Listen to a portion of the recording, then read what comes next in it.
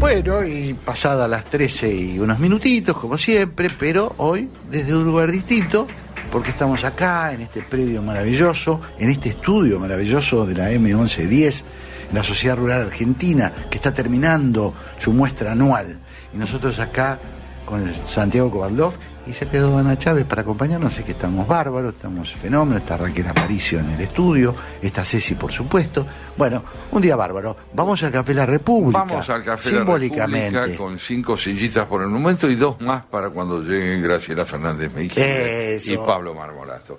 Yo, a modo de apertura de ese espacio, quería recordar unas palabras de tu editorial que me parecen muy importantes porque remiten a una práctica democrática que hoy sufre anemia en la Argentina, que es la de discutir ideas y no la de concebir al adversario como aquel que tiene que ser descalificado como existencia, es decir, negado como sujeto.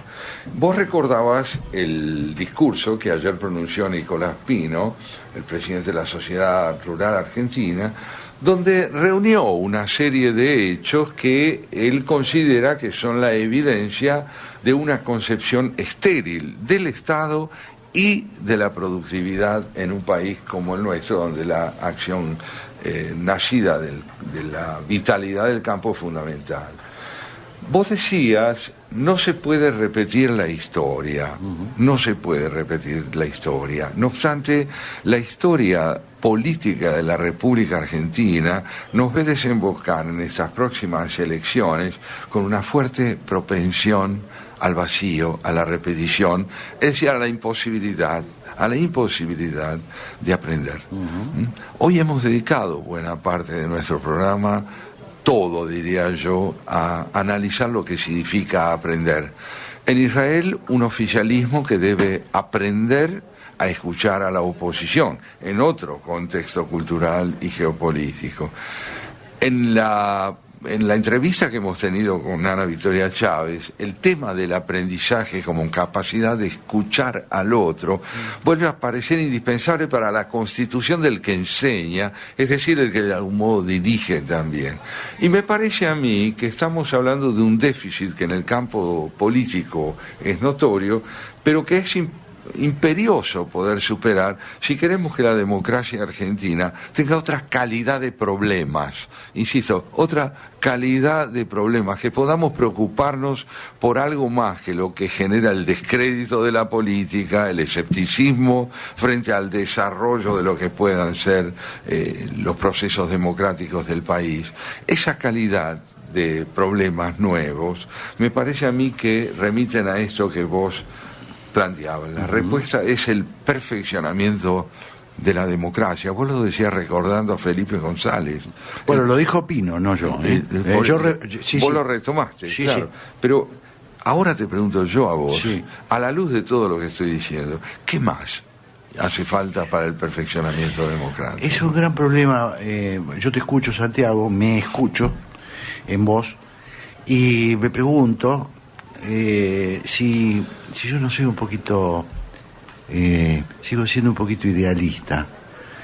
Yo no me puedo explicar que ayer el presidente de la Sociedad Rural Argentina, frente al conjunto de los sectores productivos más importantes de la Argentina, haya pronunciado un discurso tan fuerte en todo sentido, desde el punto de vista económico, de la crítica al sistema, desde el punto de vista institucional, y que eso no sea tomado. Pero me temo, Santiago, que va a quedar en el diario de hoy. Espero que no, porque sería tremendo que mañana estemos discutiendo estupideces en la campaña electoral. Me parecería trágico. Y sin duda, hablamos de producción de pobres, si recordamos ese discurso. Las cosas que dijo Pino. 14 millones de personas. Dio cifra, dio datos, alguien tiene que decir, mire, yo no fui, o yo fui, lo hice sin querer, o se me cayó. Todos, o pero de todos. alguna manera en proporciones y con responsabilidades distintas. Yo de todas maneras te digo que creo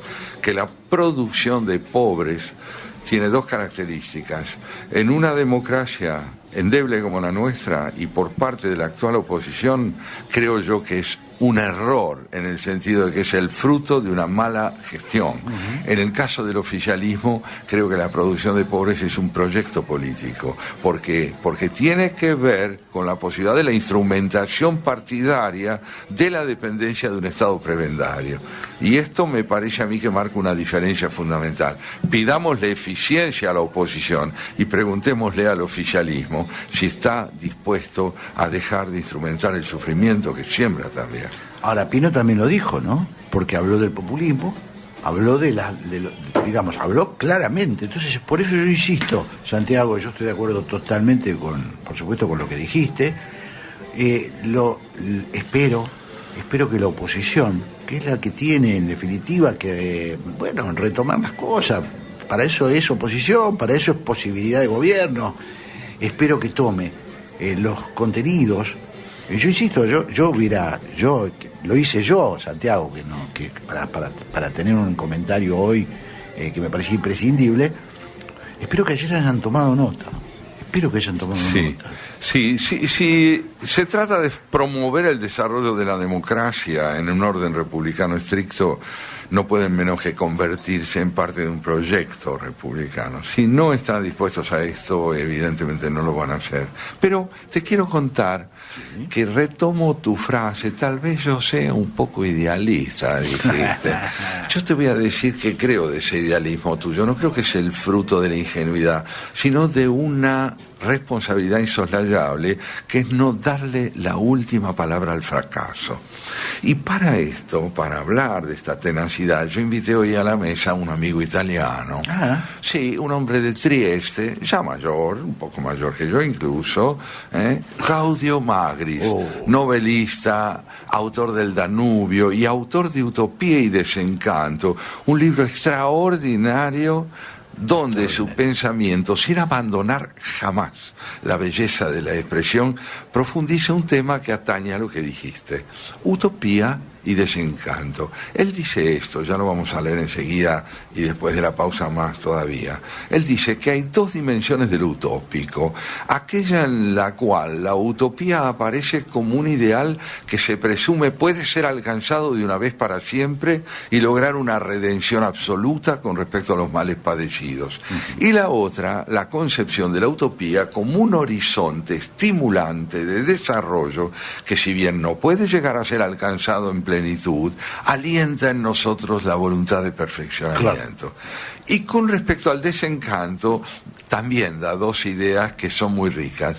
Una cosa es ser intransigentemente idealista, como para creer que no pudiendo realizar un ideal absoluto, entonces uno se frustra. Claro. Y la otra es esa prudente dosis de desencanto que debe acompañar siempre a la esperanza, ¿no es cierto?, para no caer justamente en el exceso de presumir que podemos instalarnos como huéspedes definitivos donde solo hay tareas. Si la tarea es constante, nunca la redención es absoluta. Claro. Este es el mundo problemático que nos trae Claudio Magris. Muy interesante, porque en el día de hoy. Claro, la primera idea que diste sobre la utopía es la redención revolucionaria, digamos, lo que ha marcado muy a fuego nuestra vida, en el siglo pasado sobre todo, porque era esa idea de que se podía cambiar el mundo y que ha devenido generalmente en tragedia. La utopía totalizadora deviene en tragedia.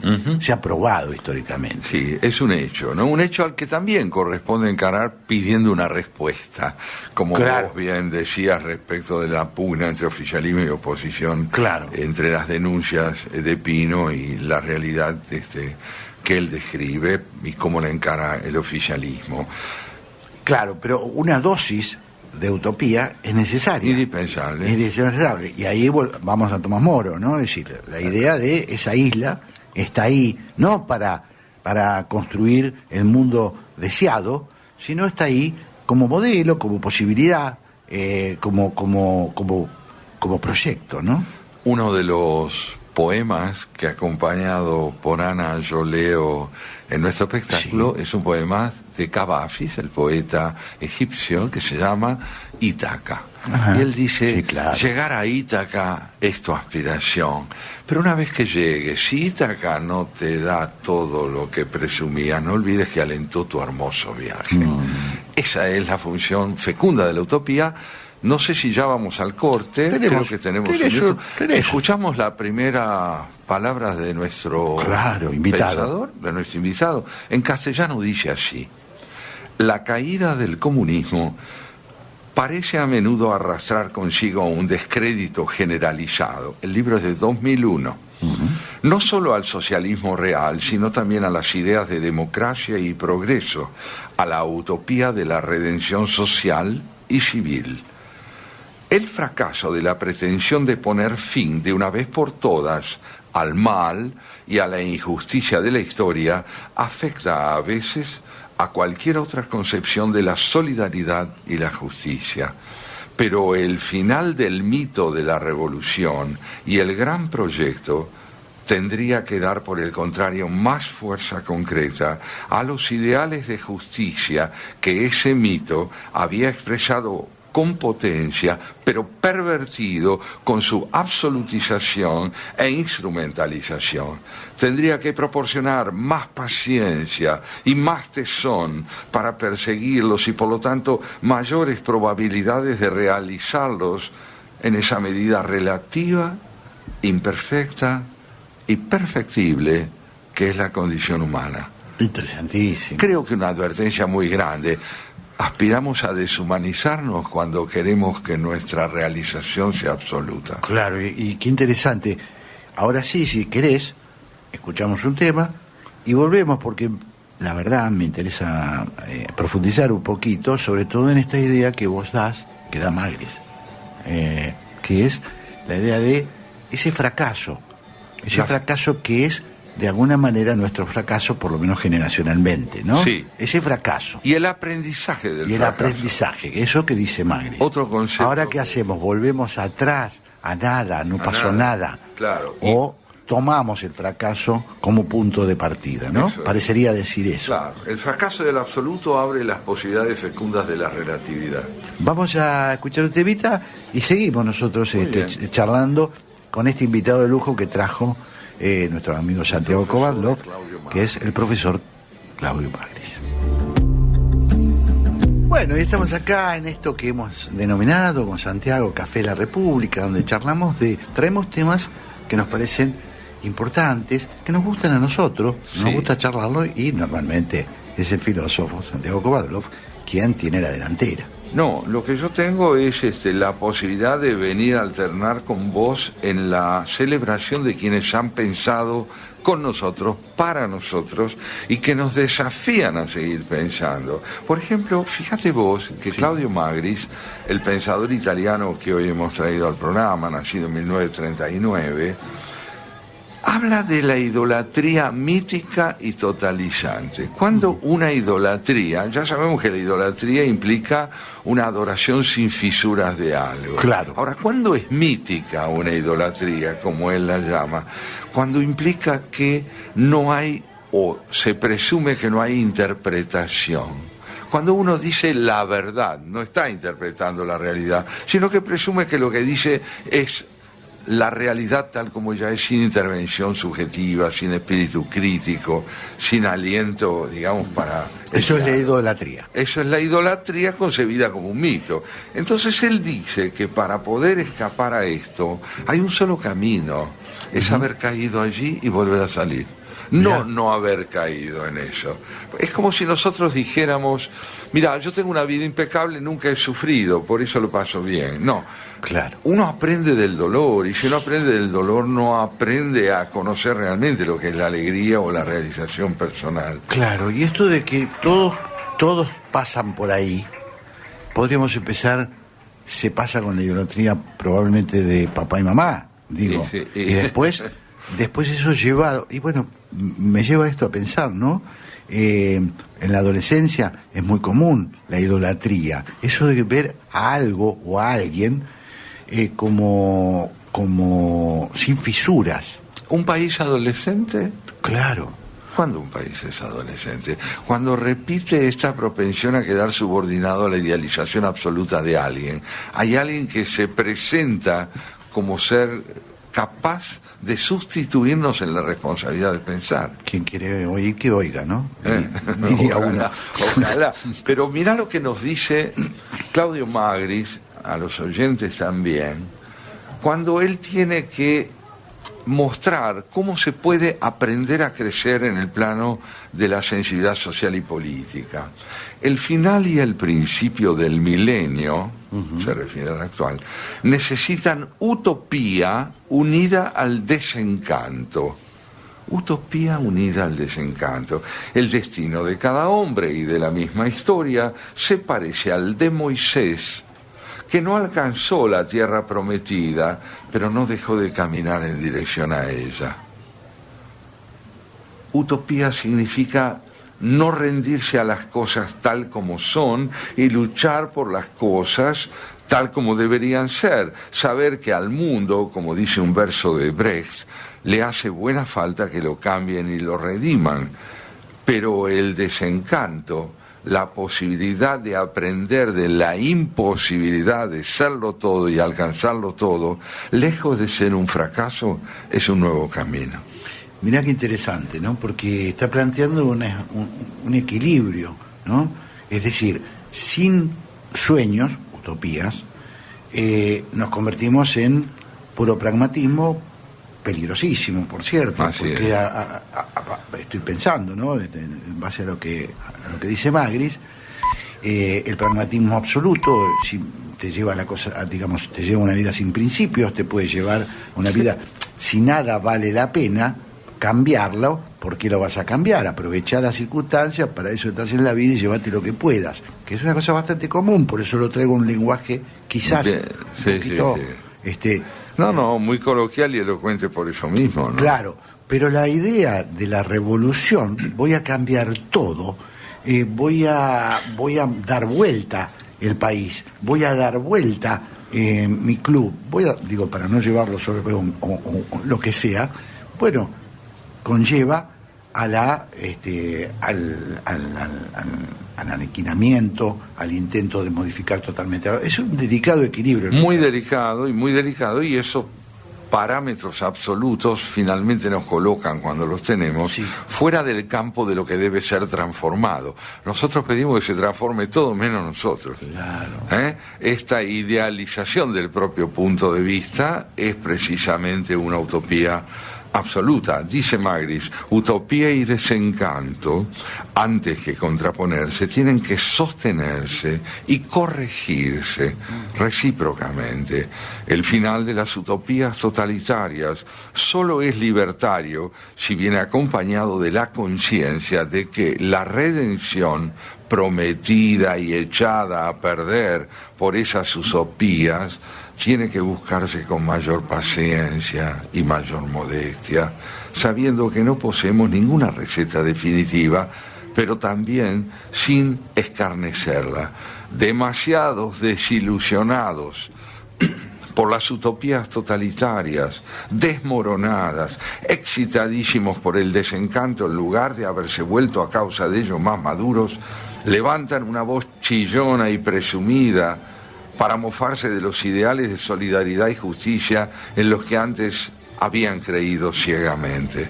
El énfasis con que a menudo se celebra la caída del Estado social, en lugar de estudiar sus patentes defectos para corregirlos, es un aspecto de esa incapacidad de unir utopía y desencanto. Nos está brindando una idea de lo que es el progreso. Claro. Lo que es realmente progresar. Claro, y qué difícil, porque Santiago, estoy pensando, ¿no? Y creo que Magris está diciéndolo.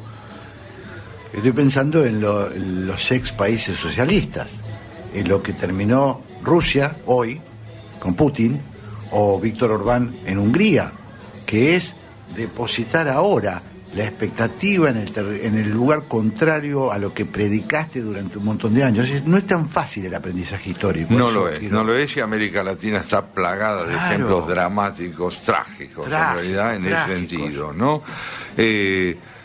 Decía esto porque Magris añade, era ridículo en 1929 o en los años 60 creer que el capitalismo estuviese agonizando, y es ridículo creer hoy que la forma actual de su victoria constituye el orden definitivo del mundo. qué impresionante. Es extraordinario. Es extraordinario, ¿no? ¿Qué libertad de espíritu hay que tener? Se contrapone un poquito a Fukuyama en ese sentido, ¿no? Claro, porque no tiene un diagnóstico terminal sobre la historia. Bueno, yo creo que Fukuyama se lo simplificó también, ¿no? Sí, no es un tonto Fukuyama, no dijo, pero usó todo. Términos que alentaron en mucha gente la ilusión. El fin de la historia generó una confusión. Es un gran título, vendedor, dirían los periodistas. Y en ese sentido triunfó. Pero nosotros podemos decir, junto con Magris, no se trata de advertir que la historia ha llegado a su fin, sino que lo que ha llegado a su fin es una concepción de la historia que precisamente hace del alcance de objetivos absolutos la meta de la acción política. Claro. Y con él está diciendo, está destronando las supuestas leyes de desarrollo social, ¿no? Aquello que se indicaba que tan arraigado estuvo en el siglo pasado con el marxismo, ¿no? Hablar de un triunfo del capitalismo que necesita entenderse a sí mismo significa decir lo mismo que podemos decir de las democracias. Ninguna democracia eficiente ha alcanzado su nivel de desarrollo máximo. Claro. Tiene que advertir permanentemente la insuficiencia de sus logros, su necesidad y el riesgo de no advertir cómo perfeccionarse. El riesgo de no advertirlo. La educación puede ser pensada como la capacidad de generar insomnio en aquellos que duermen bien. Claro. Despertarse y decir, bueno, ¿qué es lo que no está funcionando dentro de lo que está funcionando razonablemente bien? Claro. Y no solo de lo que funciona mal. Es muy difícil todo esto, solo es, como decimos siempre, con San Martín, imprescindible. Claro, muy importante y bueno, yo trato de llevarlo a cosas concretas, ¿no? Fíjate lo que está pasando con lo que estamos haciendo con la Tierra, ¿no? Sí. Fíjate lo que estamos haciendo con la Tierra. El calentamiento global es una prueba de la dificultad para aprender del error. Claro. Del error. La Tierra está diciendo así no, y nosotros le decimos tengo un negocio pendiente, después te escucho. Impresionante. ¿No? El calentamiento global, en lo que hace a la intervención humana, viene a decirnos que el hombre que promueve la asfixia de la tierra y su esterilidad, ha privilegiado un concepto enajenado del desarrollo y que, en el fondo, es propenso a cometer un genocidio. Increíble. Porque está atacando a la especie y a su propio porvenir. Algo más, dice Magris, desencanto significa saber que la parusía, es decir, la redención absoluta, no tendrá lugar.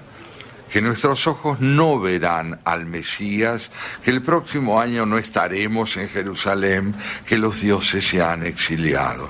Occidente vive al calor de este desencanto que Max Weber ha delineado en páginas admirables y definitivas, describiendo la jaula de hierro que ha aprisionado al mundo en las mallas de una racionalización inexorable que lo encamina y lo empuja por una dirección obligatoria, pero las mismas páginas de Weber contradicen este diagnóstico, con el tono con que lo enuncia, con la música que las impregna cuando habla de los valores indemostrables, pero irrenunciables del sentido de la vida, que la racionalización hace inencontrable, pero no apaga su insuprimible exigencia o el demonio que hay en la vida de cada uno para ir más allá de lo que parece un encierro. Qué interesante. Qué sensibilidad exquisita, ¿no? Sí. De un autor contemporáneo a nosotros, de un autor que vio lo que vimos nosotros. Así es, decir, estamos hablando, por eso me parece tan interesante, porque de alguna manera va pensando con nosotros las cosas que todos los días nos preguntamos, ¿no? Eso demuestra también hasta qué punto la educación, aún en sus niveles de conceptualización más altos, como es este caso, están unidas a la vida de todos los días. Yo siempre quiero recordar, y más de una vez lo hice con vos mismo, sí, aquella pregunta que un periodista le hace a Hegel, cuando Hegel en 1806 publica la Fenomenología del Espíritu. Y dice: maestro, dígame, perdóneme, ¿dónde está la filosofía? ¿Cuál es el lugar? ¿Dónde aparece esto que usted plantea? Y dice: venga conmigo, le dice Hegel. Lo llevó a la ventana, le señaló la calle, el movimiento de los carruajes, la gente que pasa discutiendo en silencio. Dice: ahí se juega la filosofía. La filosofía encarnada, la filosofía vivida, y luego delicada, sutil, brillantemente conceptualizada por un pensador. Qué interesante, ¿no? Qué clase también de filosofía para aquellos que nos están escuchando. Escuchen, porque se hace más práctica la cosa, se entiende por qué. Eso es, la filosofía no es una abstracción, claro, es una meditación muy descriptiva de los problemas concretos que nos tocan vivir y que responde además a algo fundamental. Pensar es estar decidido a hacerle un lugar a la esperanza. Esto me parece muy importante, porque la claudicación del pensamiento es entender que el problema tendrá la última palabra y yo no tengo nada que decir. Mirá, Magri está levantando la mano. Sì, signore, cosa vuol dire? Mirá lo que nos dice. El desencanto que corrige a la utopía refuerza su elemento fundamental, que es la esperanza. ¿Qué es lo que puedo esperar?, se pregunta Kant en la crítica de la razón pura. La esperanza no nace de una visión del mundo tranquilizadora y optimista, sino de la laceración de la existencia vivida y padecida, sin velos, que crea una irreprimible necesidad de rescate. Muy impresionante, muy impresionante. Es decir, no hay leyes que signen todo esto, pero no es inocuo lo que hagamos con esto. No es inocuo, no. Todo depende de cómo nos situemos en términos de la concepción del hombre como proyecto y tarea. Este es el punto de partida. Si partimos de la ilusión de que nuestro deber es realizarnos absoluta, plena y definitivamente, vamos por mal camino. Si entendemos que nuestra tarea es perfeccionarnos y llegar al fin de nuestra vida un poco mejores, pues entonces el sentido del trabajo es perfeccionar y aprender del error, porque el error es ineludible. Claro. Y esto llevado al territorio de las grandes decisiones políticas, ¿cómo lo ves? Sí, absolutamente, como una demanda de democratización del pensamiento. Nuestras dirigencias tienen que aprender a hacer lo que dicen representar. Claro. Si dicen ser democráticas, que aprendan que no se puede serlo de una vez para siempre. Si dicen que son democráticas, que sean capaces de involucrarse en la producción del error y en la búsqueda del acierto. Impresionante, ¿no? Impresionante. Creo que sí, esa es la tarea. Muy interesante. Claudio Magris, nuestro visitante de hoy, de la mano de Santiago Kovadlov, estamos tratando de entendernos. Esa es la idea, ¿no? En este programa. Tratar de entender y entendernos. Tratar de entender y entendernos y devolverle a los conceptos que parecen comprendidos la riqueza de un discernimiento aún superior. Por ejemplo, mirá que nos dice él de la poesía. Uno diría, ¿qué tiene que ver la poesía con todo esto? Sí. Solamente la poesía es capaz de representar las contradicciones sin resolverlas conceptualmente, sino componiéndolas en una unidad superior, elusiva y musical. No resolverlas, porque la tarea del arte, la tarea del pensamiento es mostrar la interdependencia, es decir, el parentesco que hay entre lo que parece mera contraposición. El día no es la negación de la noche, lo seco no es la negación de lo húmedo. Claro. Está todo emparentado, está todo musicalizado. Qué interesante, qué interesante. Bueno, y ahí te toca muy cerca, ¿no? Porque sí. ¿Qué es Santiago Kovadlov? ¿Filósofo, poeta o filósofo? ¿Dónde empieza una cosa y dónde sigue? Es muy interesante, ¿no? Creo que es bueno que las fronteras, sin dejar de existir, sean tenues. Claro. Para que reconozcan su interdependencia. Pero siempre tengo bueno, estamos desviándonos un poquito, pero vale la pena. Siempre tengo la impresión, lo hemos hablado, lo hemos dicho ya, que primero está la poesía. Sí, primero está la poesía, porque la poesía no es la palabra de una certeza, sino de un deslumbramiento. Y el deslumbramiento es la bienvenida a la realidad. Claro, qué lindo, qué interesante, ¿no? Creo que eso es importante reconocerlo. Bueno, mirá, una última intervención de él que vale la pena tener en cuenta. Dice él: tras las cosas tal como son, hay también una promesa, la exigencia de cómo deberían ser. Está la potencialidad de otra realidad que empuja para salir a la luz, como la mariposa en la crisálida. Esta es la idea de la esperanza y sobre todo del espíritu crítico. Las cosas no son como quiero, pero pueden ser distintas a como son. Y las muestro. Las muestro. Con sus problemas. Así es, como vos decías en tu editorial respecto del discurso que pronunció el presidente de este lugar donde estábamos, la sociedad rural. Quien muestra los problemas tiene el coraje del cambio. Claro. Bueno, Claudio Magri, tu visitante, él vino de la mano de Santiago Kovaldov, pensador italiano, contemporáneo, interesantísimo.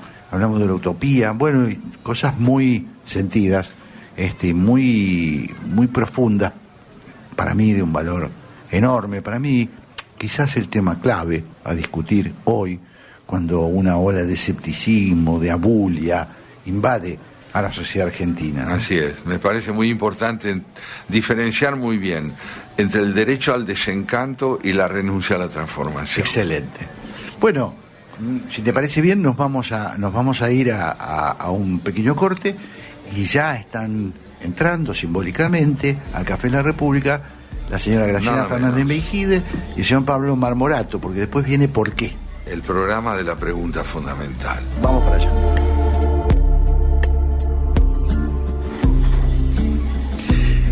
Bueno, este es el espacio tradicional en que nosotros entregamos el manto, por decirlo presuntuosamente.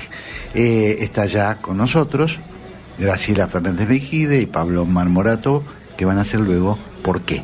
Hola Graciela, hola Pablo. Hola amigos, ¿cómo están? Hola, ¿cómo están ustedes? Muy buenas tardes, Graciela. ¿Cómo están? Buenas tardes, Pablo, ¿cómo andan ustedes? Bueno, bien. Bueno, nosotros acá... ¿Cómo?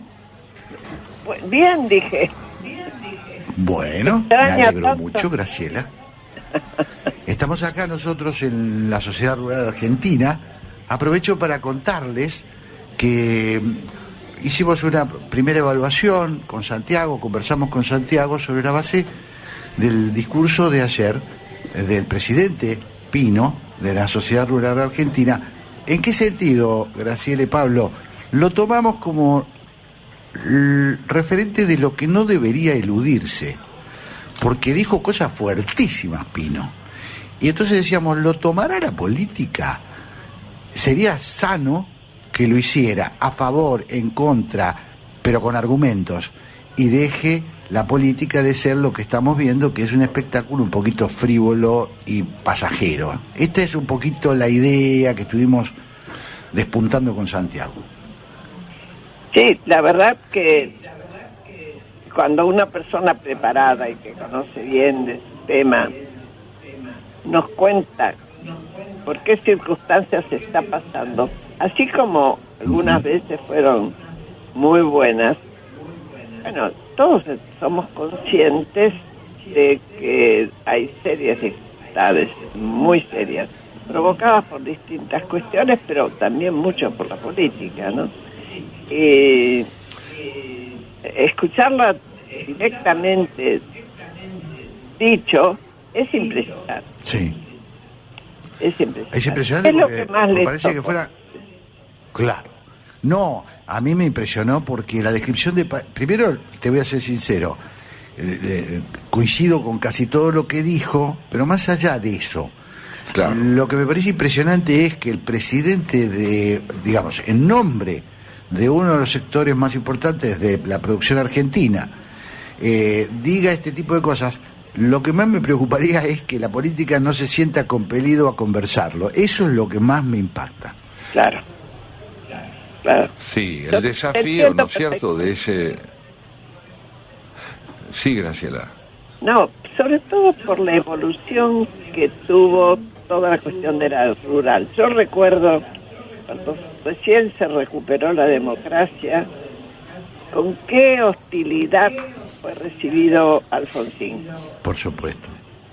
Bueno, porque digamos que el tema este pertenecía a un sector de la sociedad muy conservador y que la figura de Alfonsín no le presagiaba ventajas, por decirlo de alguna manera. Claro. En cambio ahora ha cambiado muchísimo la calidad de el tipo de gente que trabaja en el campo. Claro, hasta el punto.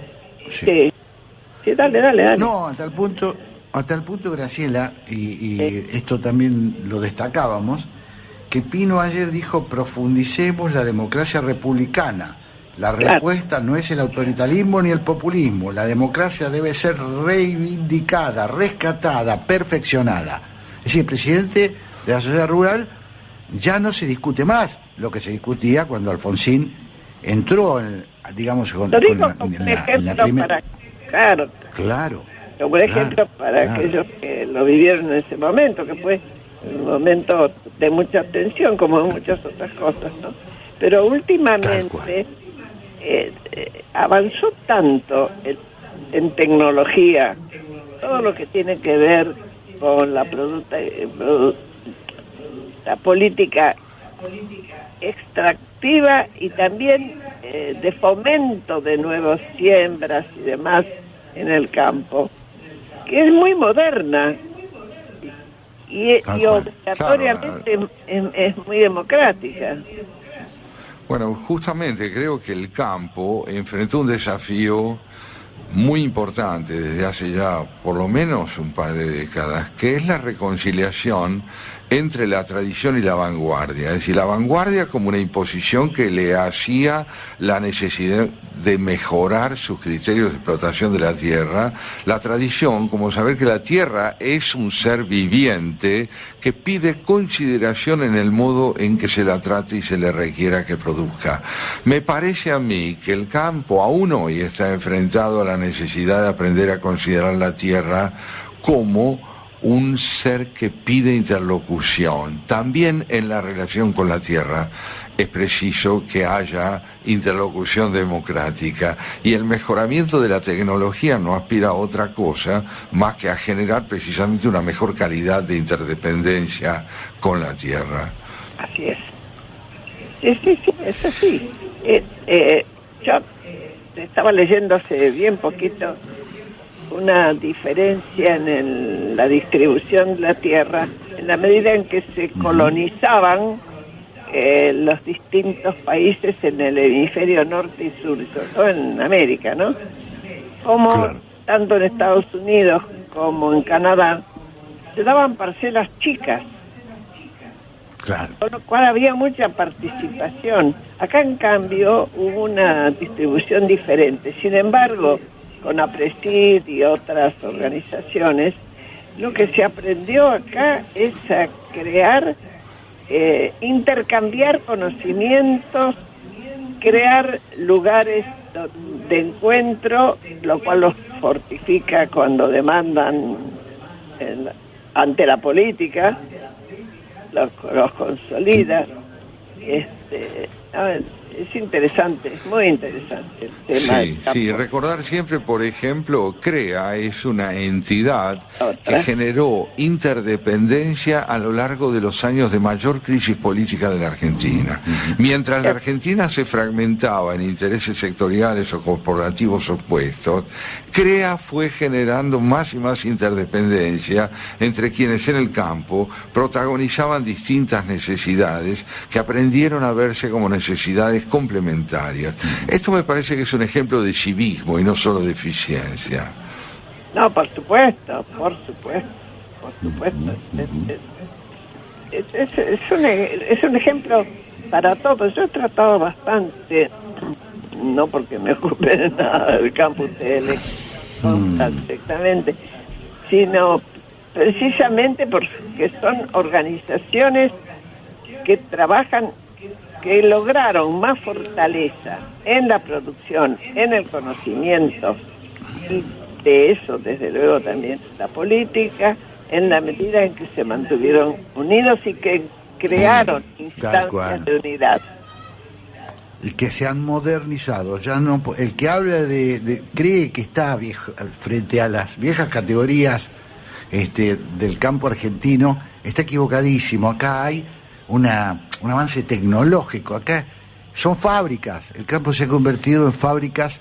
En el agro, con máquinas modelo, bueno, el que no entienda eso, crea que estamos en los años 50, no entiende el país que tiene, ¿no? De oligarquía del campo.